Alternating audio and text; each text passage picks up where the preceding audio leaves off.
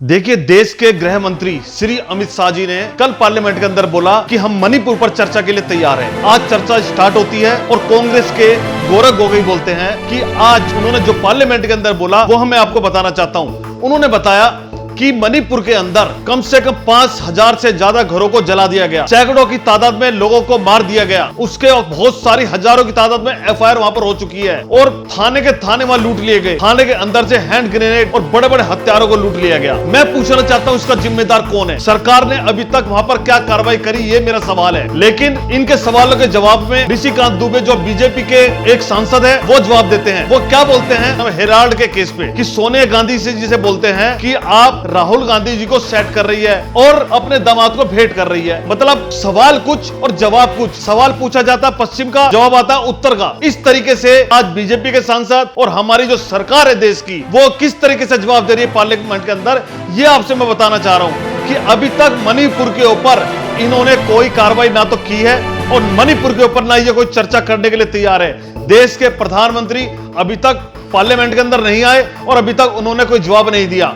मेरा सवाल यह है इस सरकार से कि आपने जो सैकड़ों की तादाद में लोग मरे हैं अभी तक उनके लिए क्या किया? जो हजारों की तादाद में लोगों के घरों को जला दिया उनको अब तक मुआवजा क्यों नहीं मिला? वो अभी तक आपने देखा होगा सड़कों पर पड़े हुए हैं, लेटे हुए हैं, अपनी जान की दुहाई दे रहे हैं, लेकिन सरकार अभी तक मौन है।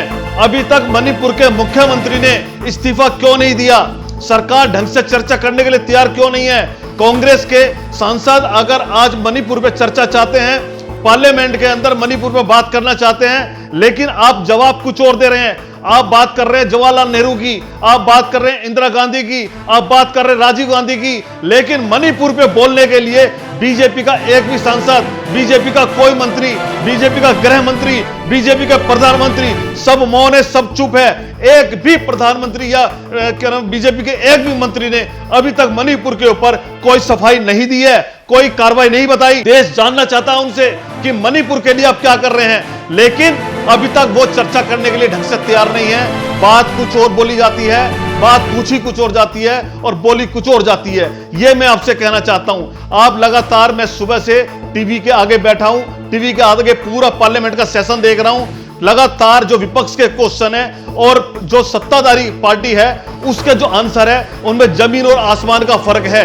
अभी तक एक भी जवाब सत्ता पार्टी की तरफ से नहीं आया जिससे देश की जनता संतुष्ट हो।